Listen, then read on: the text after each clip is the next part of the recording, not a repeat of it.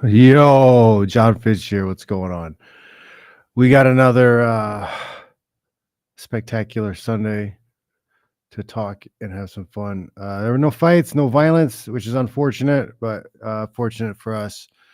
I'm going to have on an old business partner, Shaun, who helped with my Indian Land MMA seminar video tutorial that I have available on Gumroad. He does a lot of other stuff online, and I think we're both getting a little sick of online stuff, but we'll talk about that. Let's bring Shaun up right now. Hey, what's up? What it do? Nothing much, man. How has been things? So first off, I want to give everybody a taste of your work. All right. So on the I guess I'll put the links in a second. But man, what happened to the share screen? Oh yeah, it's right here. I'm going to put up the highlight, the intro for everybody. Let's check this out first.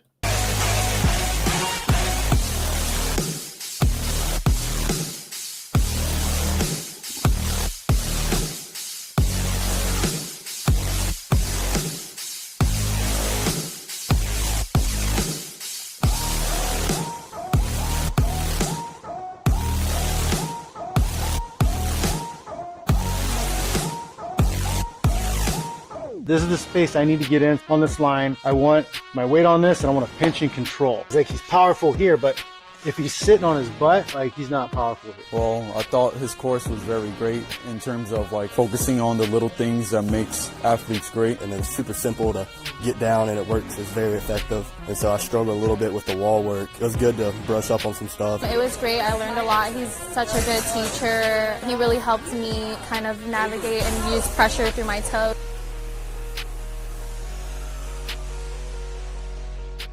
Oh, we gotta change that video because that's the wrong contact now. But yeah, that's what you put together. I had a little seminar out there. I did it was a seminar in a small group private. So I had like the professionals wanted extra teaching. But we were able to head out there. It was in the East Coast, right? It was in North Carolina. Yeah. Well, no, it was in South Carolina. We flew into North Carolina. I think it was Charlotte, North Carolina. Then we drove like right to the border over there in South Carolina. That's right. It's old guy from AKA Ironside is out there, and he had me out for that summer. I think they changed that gym name. He might not even be with that gym anymore, but that was seemed like yesterday, but it was a long time ago, huh? Yeah, it was around this time, about 4 years ago. Yeah, that's crazy. Like it was before COVID, though, right? No, it was in the midst of it, but we just ignored it.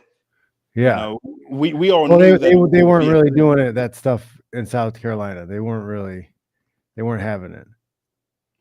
No, and and it was crazy that what would come come weeks later that they would just be all crazy about it, and we all had to suffer through that shit. I didn't take that vaccine. So, and I'm super glad I didn't. Yep, I have lost 0 nights of sleep over not taking that vaccine. That boop. I don't know if we can even say it anymore. You'd get taken off. You get banned, shadow banned. You get suspended. Your channel taken down for even speaking like this. Still to this day? Not today, I don't think, but like. The things we can say now, we would get banned for back then. People just act like nothing ever happened. Yeah, hold on, excuse me. Sorry about that. That's a wild. I think it takes into consideration what we were both talking about before we started the show, just being tired of the internet in general. Yeah. And stuff. Would that be a good segue for that? I think so. Yeah, the internet's. I've been saying it for a while on some of the shows I do, but the internet's FGR, right? Everything online is fake, gay, or retarded. It is. It right? is. Everything, and it keeps happening over and over again. I'm like, yep, people keep forgetting everything's FGR. No, and what got me just so sick of everything on the internet, especially now, especially after the election, is that everyone is still all of the crazies are still holding on to their guns regarding certain issues, and they haven't gotten the clue. They haven't been able to read the room and realize that we just don't care anymore. Oh, you're this. Oh, you're that. Oh, you're going to label us? Okay, cool. We don't care. I certainly don't care. I'm Yeah. not going to sit here and lose sleep over this crap. You know, you want to call me names, you use ad hominems. Yeah, I Shoot. think there's been a massive shift in the culture war, of course. I think, and that's a good thing. But we still gotta stay focused. I keep telling people about the robot dogs, right? Don't get so overwhelmed and emotionally involved in the culture war and forget that the robot dogs are coming. Yeah, you know, this is a talking point that I use with people that this is something I actually kind of figured out on my own as there was a documentary I worked on 10 years ago. It's called The Crucible of Necessity. It's about my mom's side of the family's involvement in the civil rights movement in 1968 in Memphis. So, and the thing that I noticed in my research was that after my grandparents, after my aunts and uncles, they fought for their civil rights. They stopped fighting. Like they dropped their guard. They dropped their guard, and I believe they didn't pass it on to my parents' generation to be like, "Hey, stay on your guard. Don't think that just because we have these rights, that you need to stop fighting. That you have to stay on guard, and you have to recognize patterns, so to speak."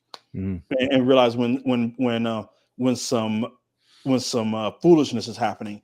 And I believe that even right now, with the way things are on the internet, in our culture, and just in our livelihoods, that we think that, oh, okay, yeah, Trump is president, cool.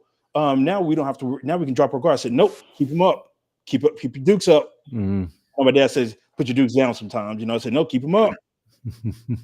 Socially, so not from fighting, but socially. But still, I was like, no. You got because you never know. Yeah, you know, don't get comfortable. A lot of people I feel are going to get comfortable, and there's still a lot of wonky stuff with the financial system. And if you're not paying attention, you're going to get rolled.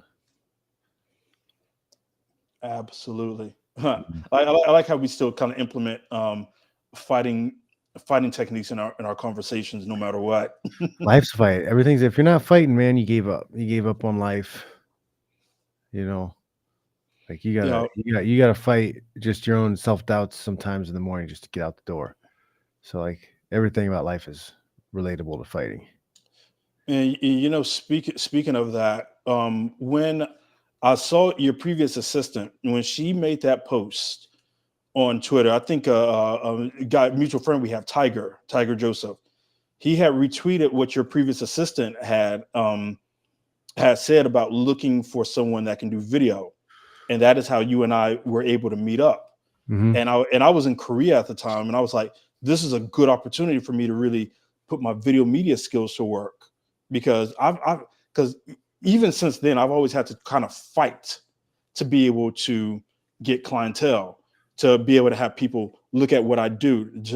But I've had to learn, but I've learned to evolve with that. You know, just like with fighting, you have to learn how to really evolve your fighting style, and knowing when to go on offense, knowing when to go on defense, and knowing how to dominate once you're in a dominant position. Like in jiu-jitsu, what do you call it? Like full mount when you're on top. And what does it pulling guard mean? Butt scooters. It's when they purposely sit to their butt, right? Because they want to avoid giving up takedown points, so they just pull right to guard, so they can start working their jiu-jitsu. But there are different rule sets, like the Abu Dhabi rule set. It's no gi. I don't know. I guess they do gi stuff too, but I guess I'm not sure if it's the same rule set. But there'll be like a round where there's no points, and then there'll be another round of takedowns. But they don't, like, you're penalized, I think, for pulling guard. I don't think you're allowed to pull guard. You have to try to get the takedown. Like if I ever start my own jiu-jitsu tournament, it'll be, you're going to get points, extra point for throws, going feet to back, and then if the guy pulls guard, that's a takedown. So they have to give up points. You can pull guard if you want to, but you're giving up points. You know, I've come to have an appreciation more for MMA or just fighting in general. When I joined, I don't know if I think I told you this. I joined a gym right when I went back to Texas. There were some people there. I had some friends at home. They run a MMA event in North Texas called XKO, and one of the announcers we had did work previously. I told him what I did with you, and he said, "Oh, hey, you need to meet up with a guy who teaches Muay Thai."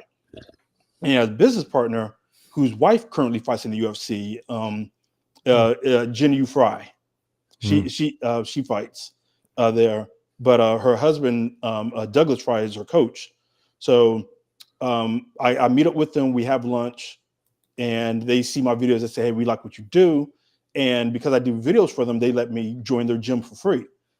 And working with those people, working with them, being in a real gym, not in a McDojo, opened up my eyes to a lot of things. And it's like everything that my dad tried to instill in me when he taught me how to fight when I was much younger, it boom, made sense right there. Because it's like when you're actually fighting against someone, and you feel like your life is on the line, you know, just like with anything else, you're like, oh, it makes sense now. Everything. And I looked at even watching the video that we worked on together, and listening to how you coach and how you work with people, stuff just clicked to me. I said, oh my gosh, a whole new world opened up for me right there. It's good. Yeah, man. I think we all lose touch if you've never been in something physical or you know, fighting related. You've never wrestled around with your brothers, your dads. I think you're missing out on a huge part of just being a human, a human male. You know. Yeah, and I think that is missing along in our society, and I think that's why the internet sucks right now, because you got a whole bunch of dudes out here, men and women, but dudes especially. They come out here and they talk a lot of smack. They talk so much smack on here, and do the things that they do without the repercussions of getting their ass kicked. There's a lot. I mean, we can segue into that ugliness, the destiny stuff, right? You know, that's clearly somebody who's never gotten out of line and got punched in the mouth before. You know, he's never been around somebody who's just like, "What'd you say?" Whap. You know, like I think him and the I Quintez think that's both. where the whole thing comes from. And you have the whole generation of young people who've never been held accountable for their words. You can say whatever you want to, but that doesn't mean that there are never going to be any repercussions. And I think a lot of it stems from the fact that you have the boomers, where they try to stifle that. They a lot of young boys, especially in the schools and the daycares, that's stifled to them, because I was punished for actually doing what males do, right? Because my dad taught me growing up. He said, "Hey, you know, you give people a chance. You give people 3 chances, and if they mess with you on that 3rd chance, boom, you knock them out." I've only had to do that. I've given a lot of threats of that, but I've only had to do that ever twice in my life. And the second time I ever had to do that, my hometown city, they had put me on probation, 6-month probation for fighting against my bully. Because he put his hands on me first. And like he tapped me in the back of my head, you know, back even when I had hair, but still, he tapped me in the back of my head, and I gave him the finger. He did it again, and then went boop, boop, boop, boop, boop, boom, right there.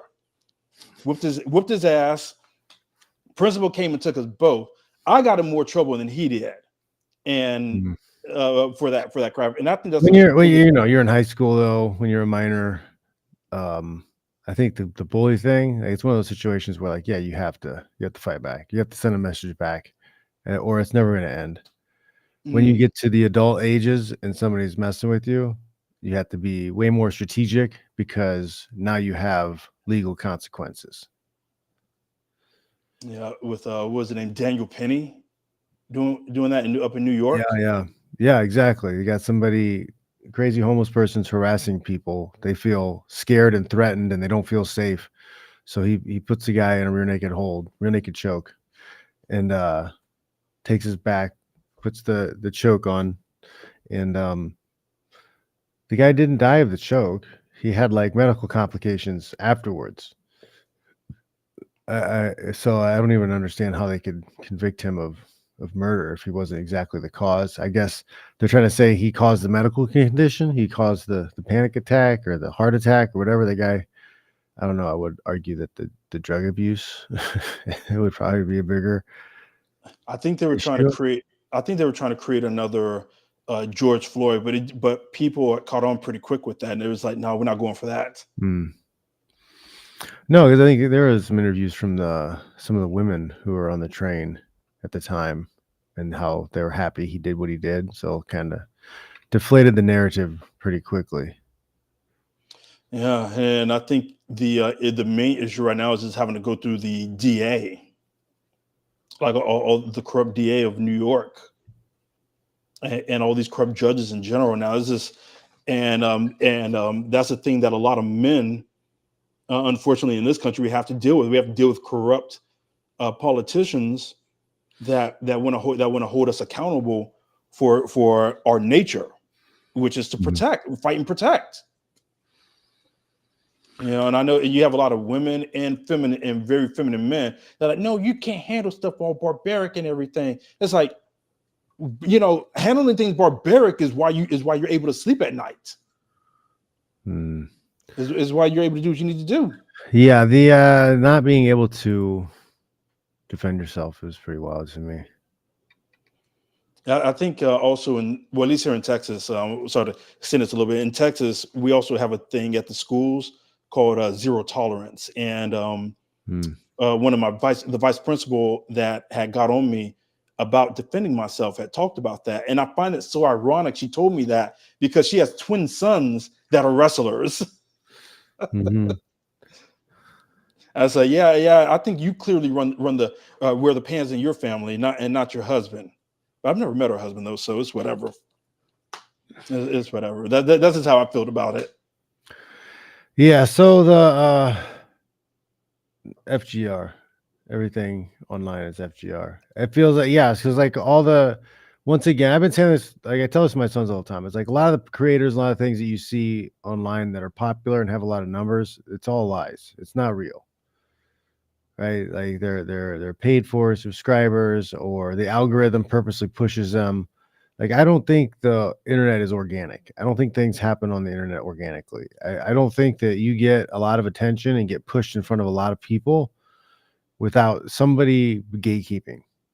Somebody being like, this is the guy who's going to get all the views. This is the guy we're going to give all the attention to. This is the guy who's going to be in all the searches.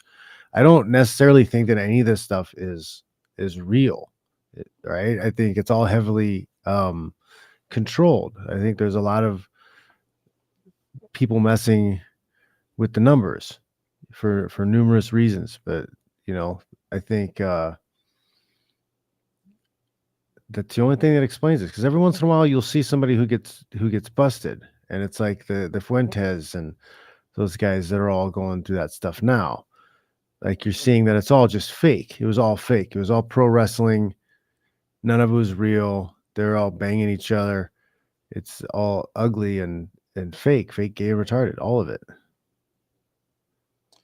Yeah, and I think, they're just. I fully believe that there is a narrative with all of this. Even on, I used to be a heavy Twitch user, and I remember I was on a come up, but then I made one mistake. I talked about this on another podcast this week. I made one mistake, and the powers that be of Twitch said, "Okay, we can't push you anymore. You're too much of this. You're too much of that." It makes me wonder, though. I mean, this is something I did want to ask. In your opinion, why do you believe that masculinity is being stifled? Is that the right word? Siphoned? Well, who do you think was more likely to take that boop and wear a mask? Was it the guys who had higher levels of testosterone? the guys who valued individualism and self-reliance, or was it like low T guys, and people who want to master, people who want to be controlled, people who want to be obedient and be told what to do? Like which one listened? Which one was easier to deal with for the government? You know what? That's actually a good point. You know, I remember talking to my grandmother about this one time, and I said to her that I fully believe that there is a subset of people that want to be controlled. They want to be slaves.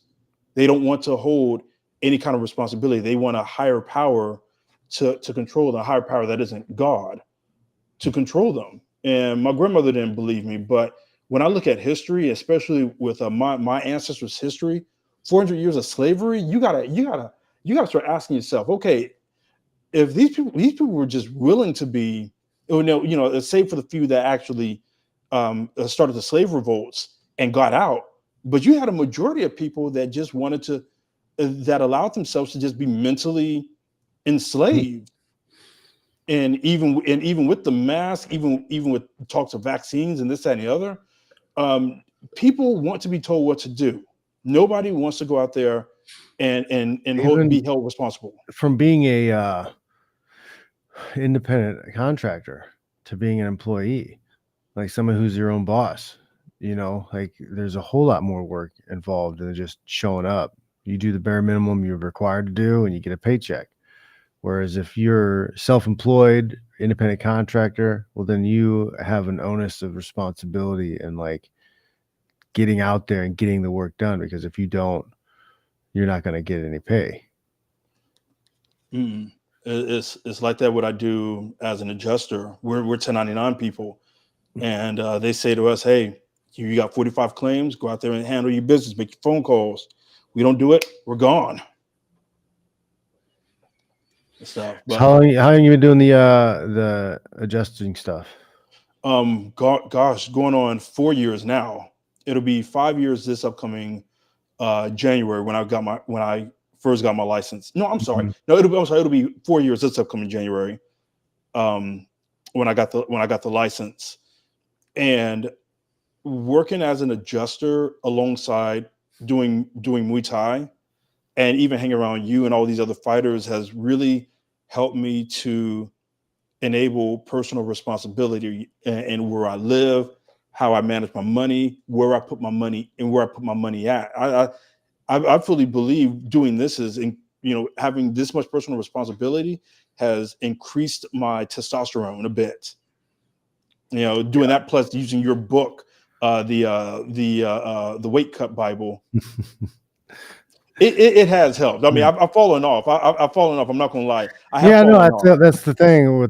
I have no sympathy. People always complain about people missing weight and whatever, but I don't have sympathy because it's not that hard. I mean, it is hard, but if the biggest part is sticking to the diet, like the lead up until the weight cut at the end, right? And that's why regular people can use that book, is because everything leading up to the weight cut, that you focus on that, and you're going to be in shape, and not in shape, but you're going to be trim, right? You're going to be lean.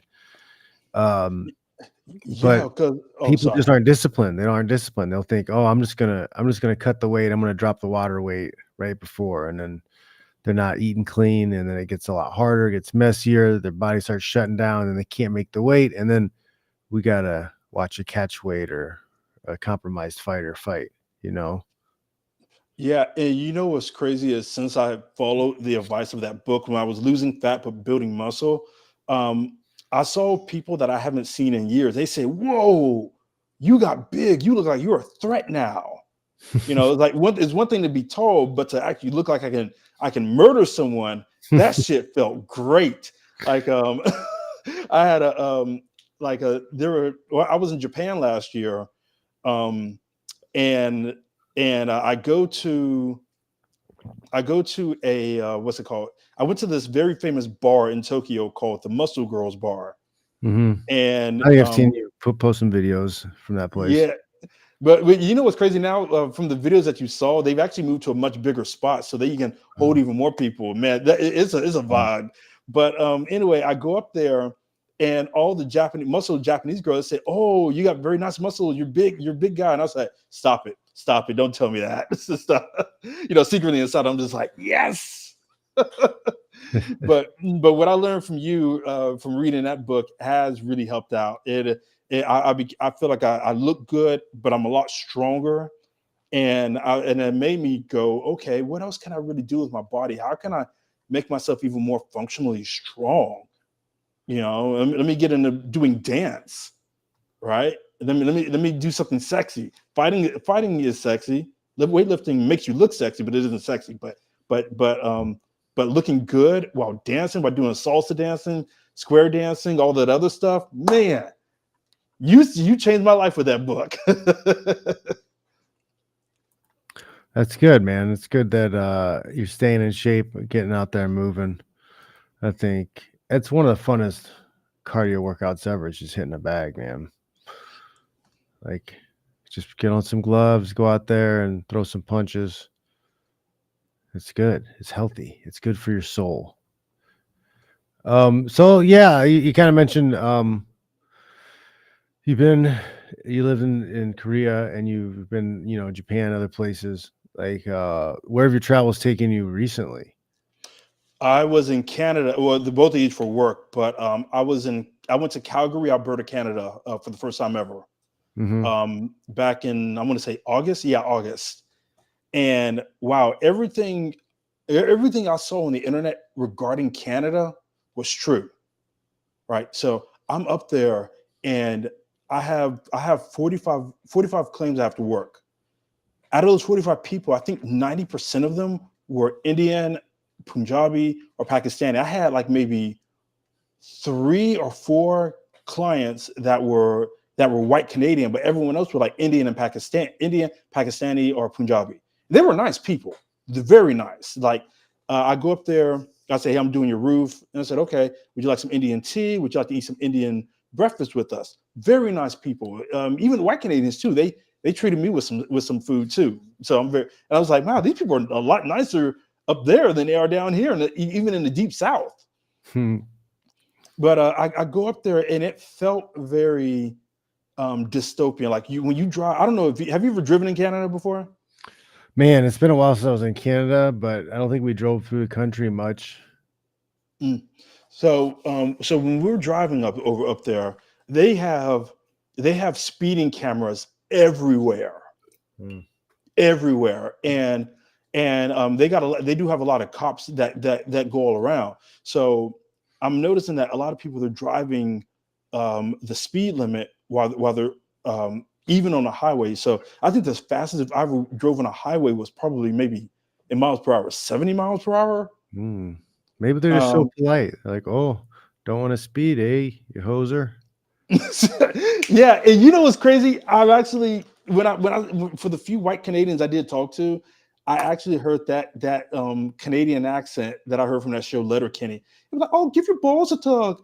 Oh yeah, yeah, you're from Texas, huh? Yeah, you got the Cowboys. You got your, you know, I was just like, this dude actually speaks like that. Holy crap! This is the greatest thing ever. Yeah, what is that movie? Strange Brew. You gotta watch Strange Brew. You ever seen that?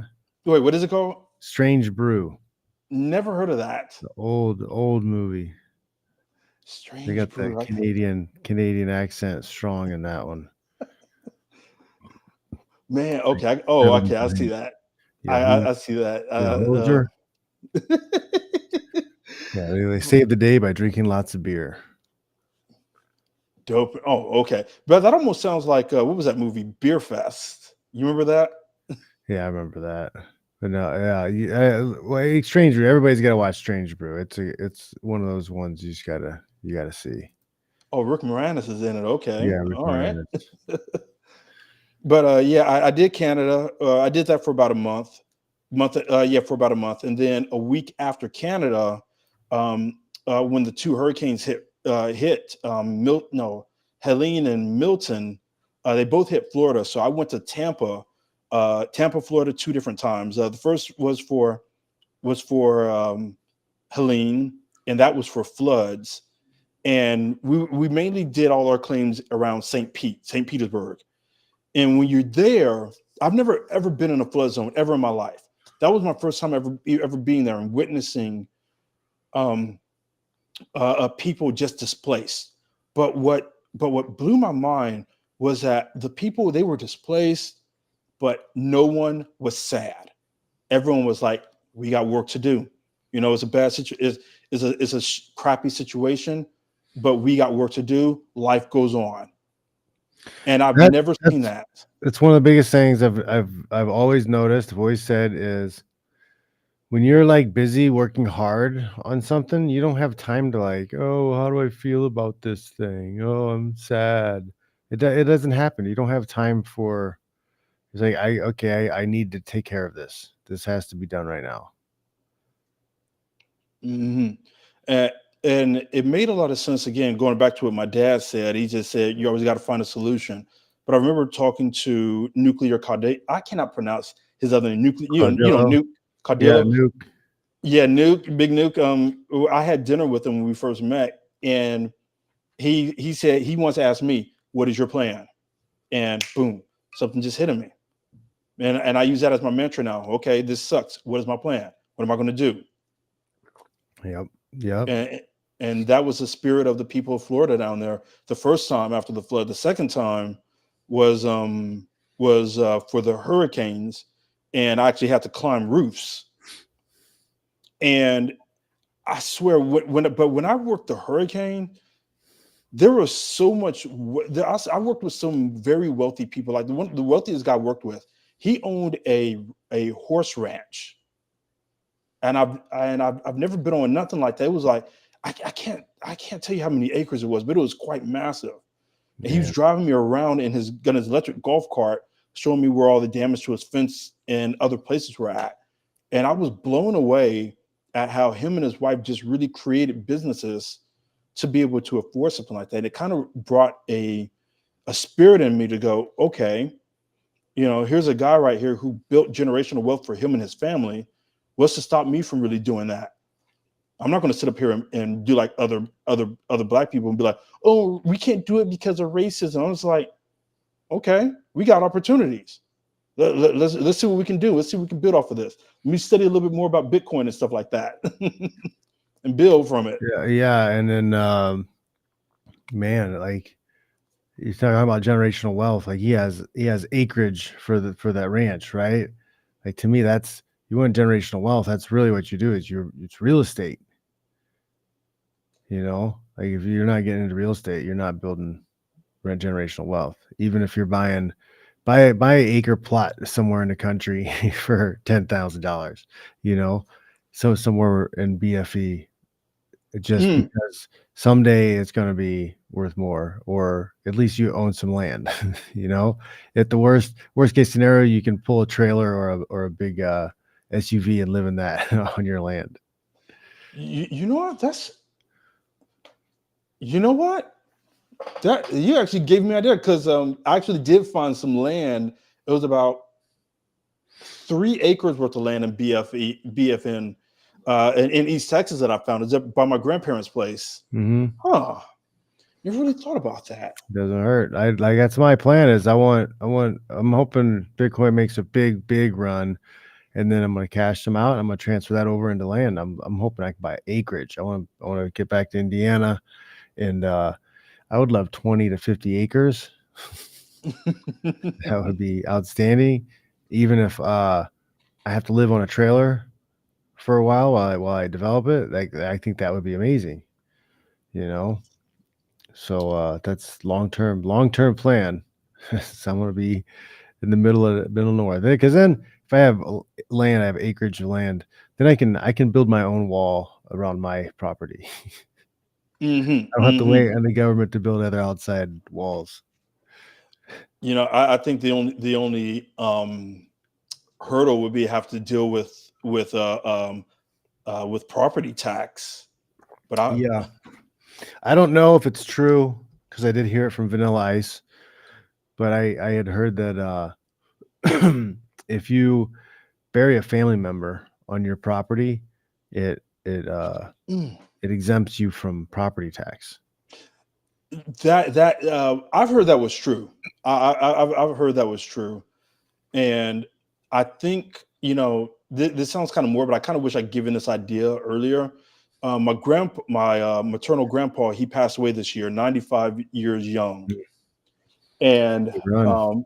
yeah, and I wanted to give my grandmother a suggestion and say, hey, if you, well, rather really talk to my uncle about this, because he owns land in this part of in a certain part of Memphis. But I said, if we buried Uncle Maurice or in our grandpa in any of the land that you own, you wouldn't have to pay taxes on that at Yeah. all. I mean, as morbid as it sounds, I think we Well, could that would be been my able to keep it. plan. Like, I'm not gonna ask any of my relatives, but I'm gonna build my own mausoleum, and like that's where I'm going when I'm gonna have my own land. If I can have 20, 50 acres, like I'm gonna have my own, I'll build my own like shrine, my own mausoleum, right? And then that's where I'm going. And then my sons, whatever, will always have a big chunk of land it's just theirs, and they don't have to worry about shit, and they can always fall back to that place. See, and I love that I love to hear that, the You fact that you're know, being a and then future dad. kids, I'd like to, even if I bought like old farmland, I would just plant a bunch of trees so I can grow my own woods, right? Because then I'd be able to have some deer running through there, and then I could hunt for meat during deer season. I could have dig a pond if they're not something lakefront or near the lake, and I can catch fish, shoot deer, and then raise my own chickens, and I'll be set. I'll be self-sufficient, grow some vegetables in there, and I'll be good. That is the way. Some of my good friends, they do that. They raise their own chickens Hmm. and ducks and a turkey. Man, when they gave me there for like the fresh farm eggs, from like chicken eggs and duck eggs. Man, that duck egg. Oh my They're gosh. good. Oh my goodness gracious, man. If you haven't had duck eggs, you gotta try one. I wonder how many eggs a duck lays. They lay like an egg a day, or is there seasonal? I don't know. You know, I I don't never thought know. about duck eggs. Man, it's like my brother. Ostrich eggs. There's some big old eggs. You get some good ass protein right there. Shoot. What one thing one thing I did want to ask you. I wanted to ask you. I want a testimonial from you, if I can, Hmm. regarding. Wait, hold on a second. Okay, I wanted a testimonial from you regarding the work that we did when we first met. From the time we first met, to us working together, and then the results that it brought, from me filming videos for you. Yeah, we had a good meeting. We stayed out in South Carolina, right? And I was able to do the 2 separate sessions that you filmed. I was very happy with um, the camera work you did, and I was able to show the techniques that I was teaching in good detail. Um, the testimonials from the people afterwards were fantastic. I've had a good um, reaction selling it online. A lot of people liked the content of what I was teaching and how it was presented. So it's good. It was all around good experience. And I'm glad that I did that. Right. I think I wish I would have adapted. Like I've got a new strategy for booking seminars. I wish I would have had my girl, Amanda, doing that for me back then, because I would have had more steady work, you know. Um, but yeah, it's like part of the growing process is figuring out the best ways to get things done. And would you say that because with the of us having that video, of us doing that video, it led you to doing more seminars, Yeah, around? having a something tangible. Even the people who didn't um, buy the instructional, they see that I'm out there doing work and I'm working with people, and it helps. Anytime you put a visual thing on what you're doing, it helps you to get into the next gym. Beautiful. I love hearing that, man. And I'm very thankful that you guys have found me, and that you took a chance on me to really go out there and put my best foot forward out there for you guys like that. You know, it really lifted up my spirits a bit to be able to put my skills out there to help out someone, even a stranger. Yeah. Yeah, it's funny because we hadn't even met before, and we stayed in a hotel. It's like planes, trains, and automobiles. It almost kind of was, because it's like I remember I came back straight from Korea. You paid for my plane ticket to come to fly in straight from Korea to I did Korea to Dallas, and then from Dallas to North Carolina. And I didn't make it back until like 1 a.m., 2 o'clock in the morning. At that time, we only got a few hours of sleep, and then we went out there, did our thing. I was like jet lagged to hell on that. Zombie mode. Mhm. We went through axes, didn't we? There was some axes, hatchets, or whatever. Yeah, we did. In fact, I still got that video. Yeah. I still haven't uploaded it. The sound wasn't. Well, actually, no. I can upload it now. I know why I didn't upload it back then, because I didn't want my mom getting on me for doing stuff without a mask. Oh man. Yeah, because they were my parents, especially my mom, was very serious about that. Said, "You wore a mask, did you?" I said, I think "Yes, I a did." lot of parents. I think a lot of the boomer generation was taking CNN very seriously. And I mean, in some ways we did wear a mask, but then other times we just didn't. So, but I didn't want to show it off at that time. I may do it eventually, you know, if I can figure out how to tell a story from it.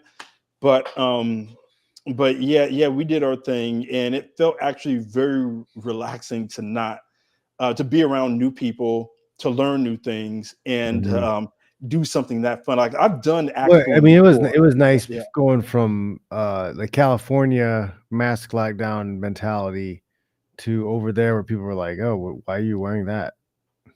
Mm-hmm. Completely different thing. Oh yeah, I remember you had commented on that Southern hospitality from the Carolinas and Everybody everything. was super polite down there. Also, I feel like, I don't know, man. Like the Bay Area people are kind of rude. They're kind of rude.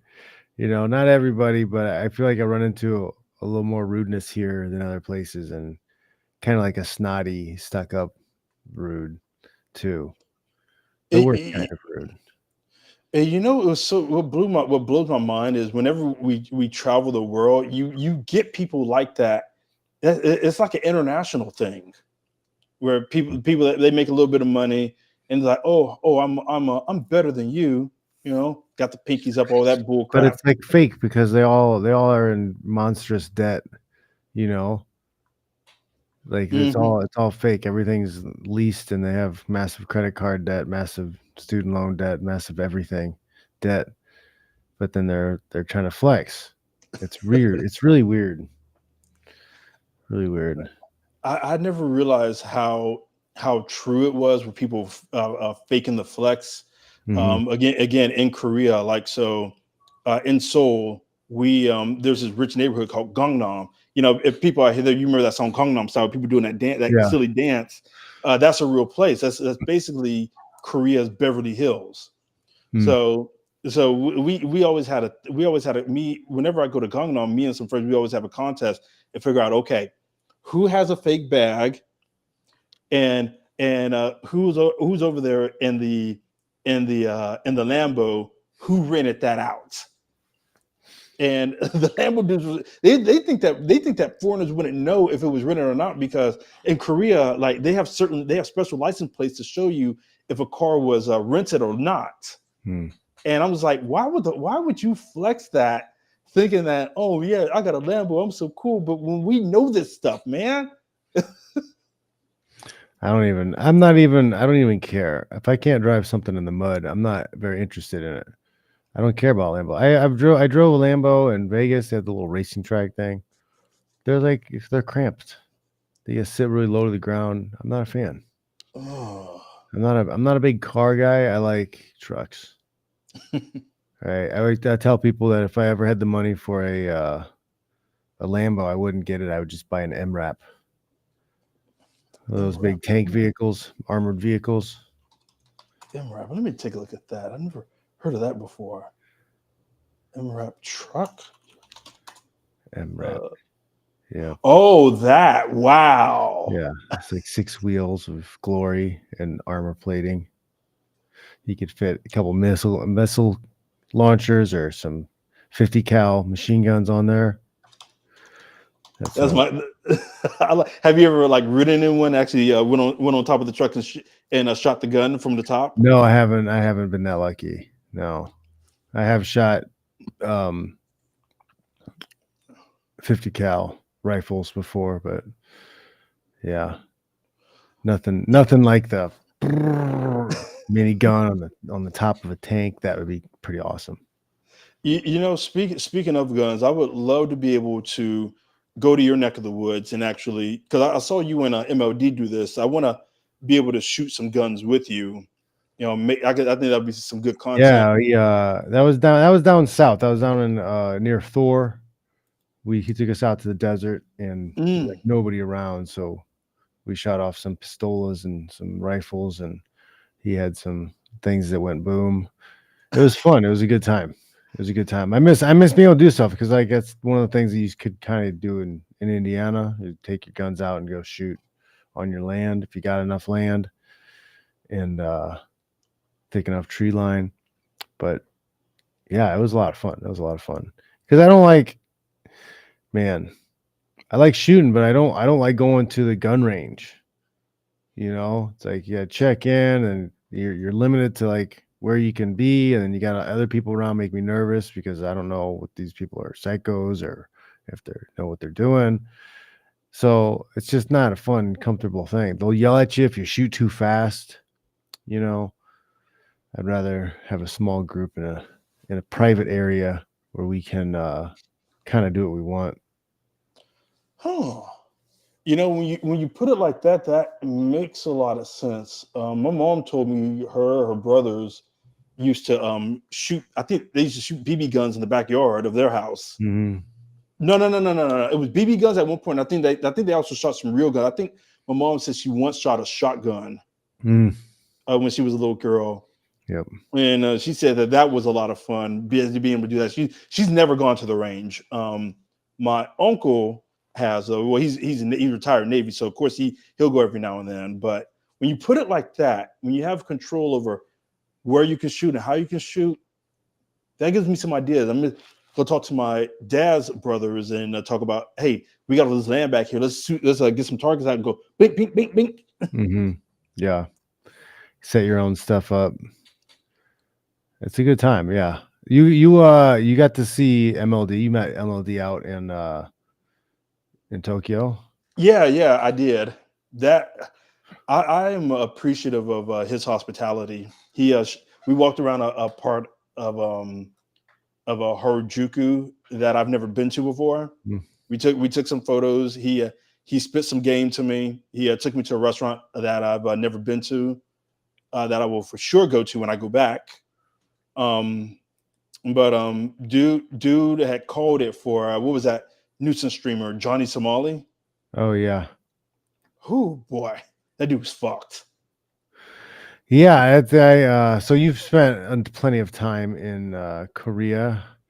Are you surprised at the outcome or how long it took for somebody to deal with him? In Korea, no. And what do you think the overall implications and like punishment will be for that guy that handled him? Well, since he had for the dude that man, for a Korean to do something like that to a foreigner, yeah, I don't know, because generally whenever Koreans attack foreigners, they generally don't get in trouble. They don't. Yeah, like maybe they'll slap on the wrist, but no real punishment type of thing. Because this guy was like a military guy too, wasn't he? Yeah, he was a SEAL. As a matter of fact, one of my a guy that I know of, he's U.S. military and he lives over there. He tried to like set something up. I guess I'm not sure if he was trying to set him up or whatever, but he knew of a seal and they were going to handle it. But then Johnny, he was able to get away from it, and the dude who tried to set them all up and everything, him and his wife end up getting in trouble because people on Korean internet, they are harsh. They're super harsh. They're harsher than us here in the States. They were going around saying, "Oh, he's trying to defend Johnny and all this other crap," which is absolute bull crap. But either way, but regardless of the fact that Johnny got away, the SEAL, the Korean SEAL, he got arrested. But I think me personally, I think he should get away from it. He might get away from it, if there's enough cry for it, because of the fact that he was disrespecting the country. He did his duty as a countryman to protect his country, to protect it from people like Johnny. Mm-hmm. And because a lot of people don't know that in Korea, men, they have to do mandatory military service from the time they turn 18 until like their early to mid 30s. They have within those time frames to do military. And for those young men to go out there and actually protect their country from someone like Johnny, I wish it had happened sooner, but I'm glad that it did. And I just hope that the courts will be lenient on that Korean SEAL. He should get an award. Should give him a trophy, something. For the fact that Johnny had disrespected the comfort women statue, and that's a big thing.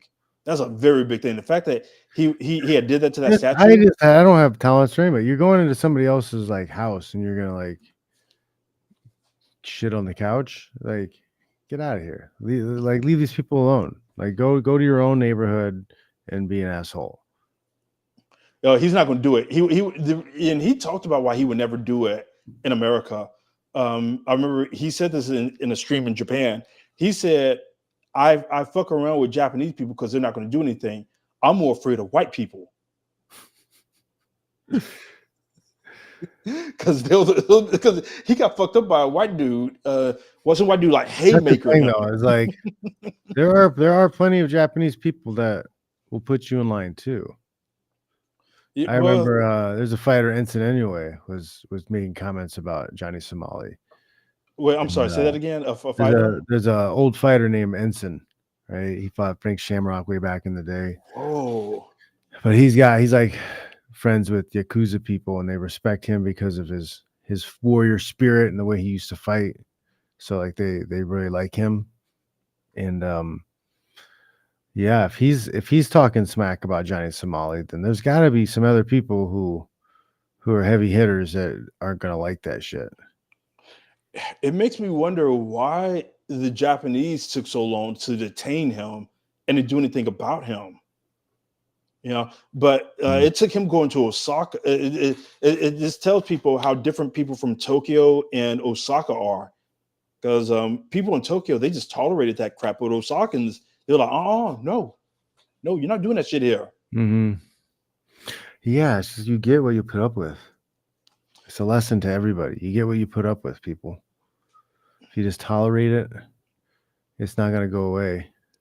I seriously think that Johnny is some kind of agent of just chaos. Someone has to be paying him to just go to all these countries and then just cause trouble.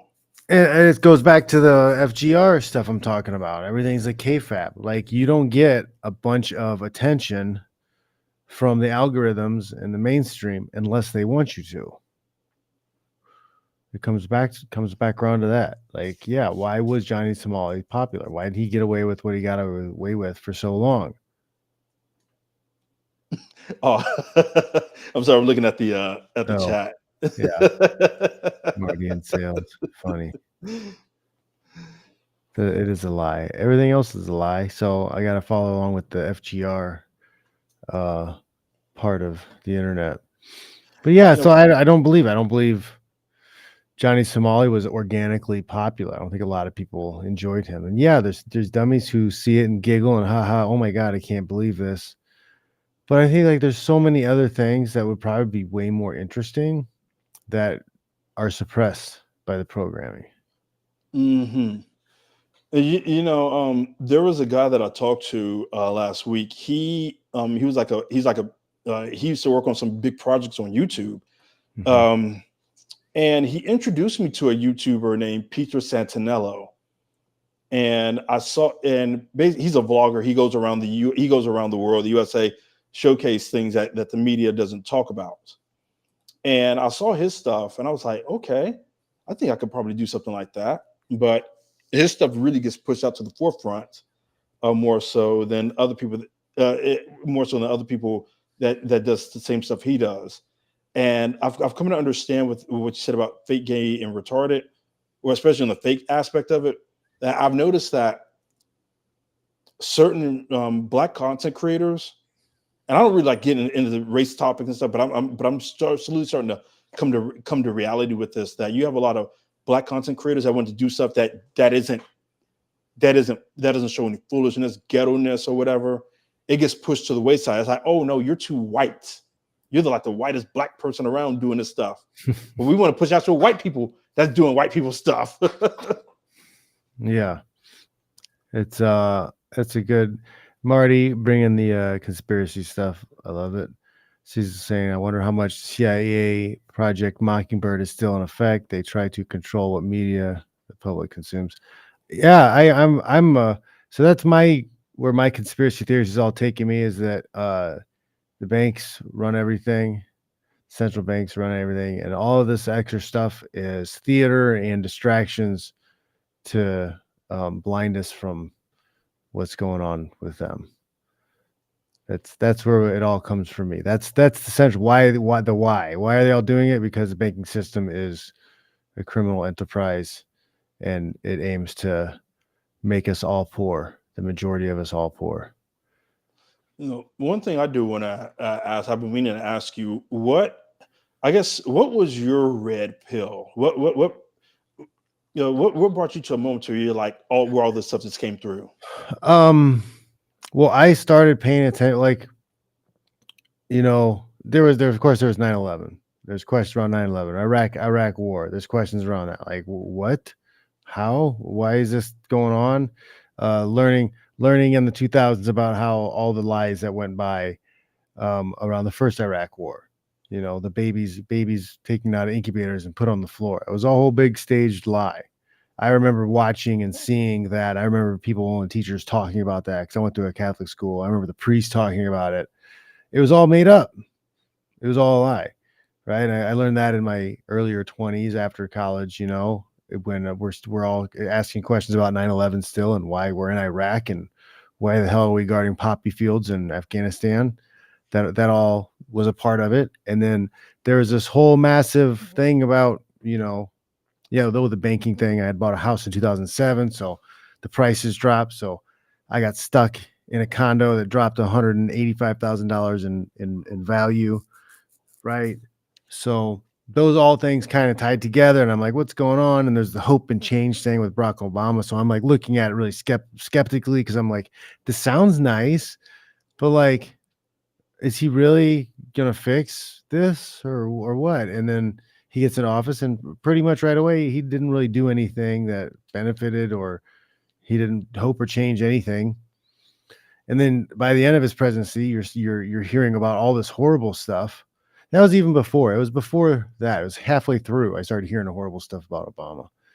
And then I started following, I was like 2010-ish, and at the same time I found Ron Paul. Mhm. And I'll say Ron Paul is who fully red pilled me and woke me up. I got what do you call it? I got turned into an extremist by Ron Paul, by the nicest, most kindest, gentlest man ever, Ron Paul. He turned me into an extremist, and I think that is what started it.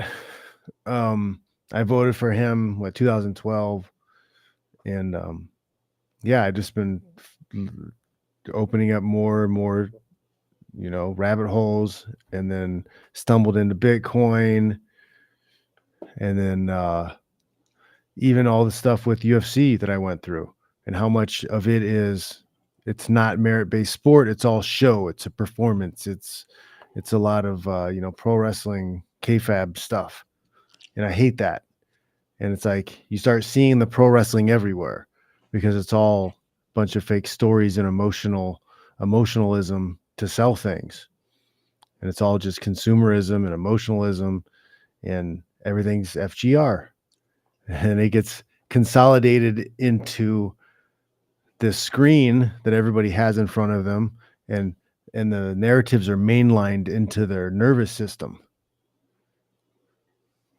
I think that's kind of where my journey's taken me and what I've been opened up to seeing. So like by the time COVID hit, I was like, we'll get out of here. You people are lame. Like this isn't gonna work. And sure enough, it worked on a lot of people. You know, but You yeah, know, a lot of people underestimate the power of the media and the news. I it's don't know if I the took. power of storytelling. Hmm. You tell a Hmm. powerful enough story, people quote freaking Harry Potter and stuff and try to relate that to real life, a fictional story, because it's a powerful story that really resonated with them for whatever reason. So you have these merchants, these death merchants, these poverty merchants, like selling you these big stories and lies all the time. Jake Paul, Mike Tyson. That was a story. Whew, yeah. It's just a big story. Okay. Like, is it real? It doesn't matter. That's the end of the day. No, and nobody cared. Can everybody watch it? And it's just going to be what it was. And there's going to be people mad about it. And there's so many people pulled in from, normie land and the unremarkables that it's going to go unnoticed. I think I understand why you and I kind of really connect now when we when hearing that from you. You know, and when you say it like that, when you say that everything is a story, again, going back to what I said earlier, a lot of people don't fully understand the power of the news and media. Like I used to work for ABC 10 years ago, and the big thing, and I was a production assistant, but still, we were responsible for having to push the narratives that we were allowed to push. Like, so what a lot of people don't know is that whenever whenever you work in the news, before showtime, all of the anchors, the producers, and the script writers, we're all in the newsroom together, and we have a whiteboard and a newspaper, and we say, okay, what are some things that we can talk about? We got to do the who, what, when, where, why, and how. All right, what can we talk about? All right, let's put this down. And we go over each story, how we're going to present it, and then later we have to go over the owners and present to them and say, okay, here's what we're going to talk about. Owners can say, okay, you can talk about this, you can talk about this, you can't talk about that, right? Like you can't talk about this, you can't talk about that. And once everything gets filtered out, then what you see on air is what we were allowed to talk about. So the news starts off like we start off with the bad stuff, middle kind of still bad stuff, transition over to good stuff, and then the last half hour of it, we talk about something positive like pets or whatever, stuff like that. And a lot of people will tune in when they'll even call in and ask about certain stories and about certain things. And it blows my mind how much of the older generation still hasn't realized and figured out that, hey, you guys have been duped. You boomers have been duped.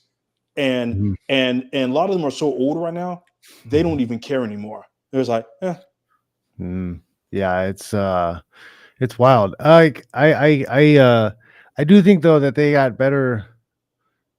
Not I don't know, slightly better news back in the day, slightly better, because it wasn't the same organizations that owned everything. So there's still some level of competition involved in there. But I think the big stories, I think there was plenty of manipulation.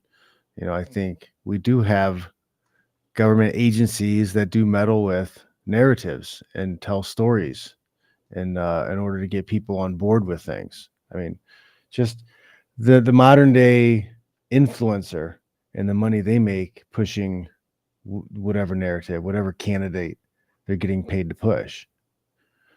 You know, and look at the Harris campaign spent what, $1 billion or something like that. A lot of that, there's big time money going to people, $50,000 to creators to say she's the one to vote for. And then they end up with what, 20 million in debt? It's wild, man. How the fuck can you expect someone to get all that money only to lose money? They make money and then they lose money. You wanted them to you wanted that person to manage the country? Well, like all they've been doing is losing money. Like all of our elected leaders have been losing money. Our selected leaders have been losing money. Like that's why we're in such massive debt. You got to stop losing money. You know, I think anybody that's in here, in order to have a good understanding of money, or at least what helped me to have a better understanding of money, there was an economist that I follow, Walter E. Williams. He, God bless his soul, he had a red pilled me into really understanding finances and how money really works and how to really set it. Like, yeah, sure, you got some other black economists up there, like Thomas Sowell. Oh yeah, you got Thomas Sowell, and come on, I know he's the author of Powernomics. I know his name off the top of my head. Claude Anderson, Dr. Claude Anderson, and he talked about, he had a thing where he said this in the 90s. He said there's going to be a future where black people are going to be third or fourth in terms of ranking, and then all the Mexicans come in. They're going to be second. And then pretty soon they're going to be first. And it blows my mind how no one can really see this, but we've talked enough about that. So, but you know, you and I, we're both smart enough. We know what's going on. We're going to be set. You know, you got your family, you got your kids. They're going to be set. When I get married and have kids, they're going to be set. And you know, the world is going to be ours. That's the hope. I still am in the process of escaping. I'm trying to get out of Indiana, or try to get out of California, get back to Indiana, so I can have some acreage, and I would feel more secure in a situation like that, because I don't. If something bad happens out here in a big city, like these people are gonna be savages and just tearing each other apart in the street. I don't think they're gonna orderly, like, you know, take care of each other or be trustworthy, not to like steal from you. Like, it's just too many people, too many hungry people in a place like this, and a day or two of no food or electricity available, no DoorDash or anything getting dropped off, delivered. People are going to lose their minds.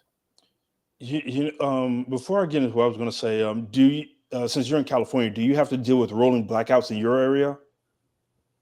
What's that? In your part of California, do you have to deal with rolling blackouts? In the summertime, yeah, especially on hot days, because everybody's got all these people are supposed to be concerned with global warming or climate change or global freezing or whatever it is now, the trendy thing to talk about. But they all pump their electric air conditioners at full peak, you know, every day, all day. And then when they get off work in the afternoon, like that's when the blackouts will hit, you know, that 3 to 6 p.m. period, because so many people have their air conditioners and other things on running, and then things will go off. Okay. Yeah. I went to Houston the week after Hurricane Beryl this year, and the people of Houston, they had to deal with that for about a week.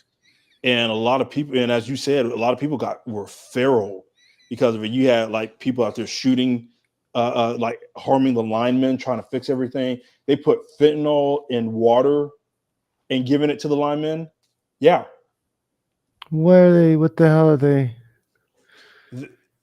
Yeah, like those people, they went feral fast because it's like, we don't have electricity. They're trying to give you your electricity back. You're going to drug the guy giving your electricity back. People in Houston they're not very smart. They're not known for being smart. I'm sorry if you're from Houston, but you know, after that, after that, you kind of really can't call people smart. That's wild. Oh man. Oh shoot. Hey, my battery is about to die on this thing. All right, man. Yeah. Yeah, we've been going for an hour, a little bit more. So, it's good talking with you. Once again, like you guys, I have to put a link. I think it's in the description, but you guys can check out the MMA Land. So this is the 2 seminars together, and then you can get the each one individually if you want to. But this is the program that Shaun helped me put together. You guys can check that out if you get a chance. Thanks for coming on the show. It's good talking to you again. Absolutely, Where can people find you? They can find me on YouTube, Shaun on YouTube, Shaun on site, ShaunOnsite. Twitter, the same account. And of course, my Instagram is all over there. Excuse me. Oh, I'm getting tired. I'm getting too old for this. It's too late. Man, I'm going to be 39 in a couple of weeks, man.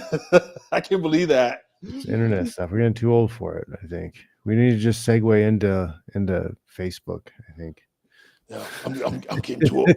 Hey, Biggs, man, I'm getting too old for this shit. I'm too old for this shit.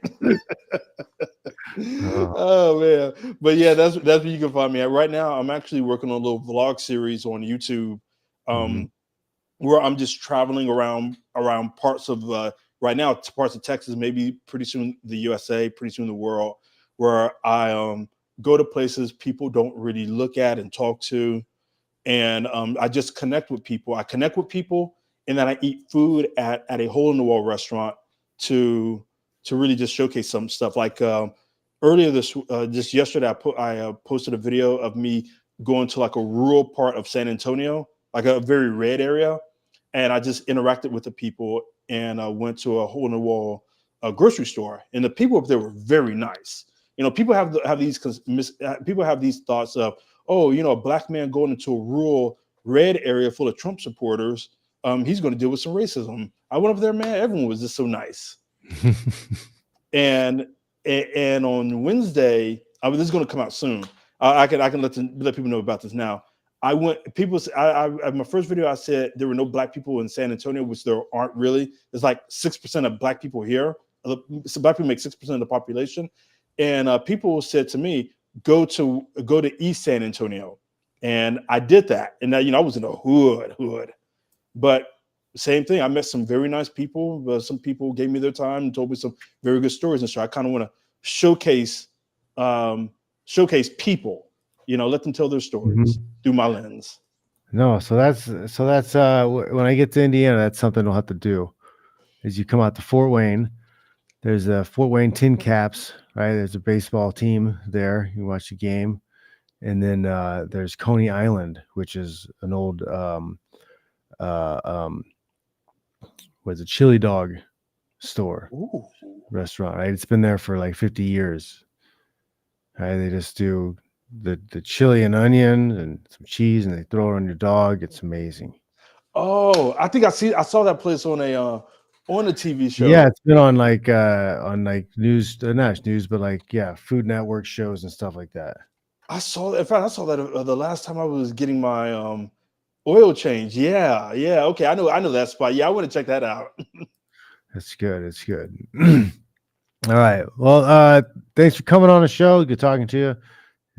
Guys in the chat and watching at home. Thanks for watching. This is a little bit different direction than the usual MMA talk stuff. But sometimes you need a little break to cleanse yourself. Thanks for watching, and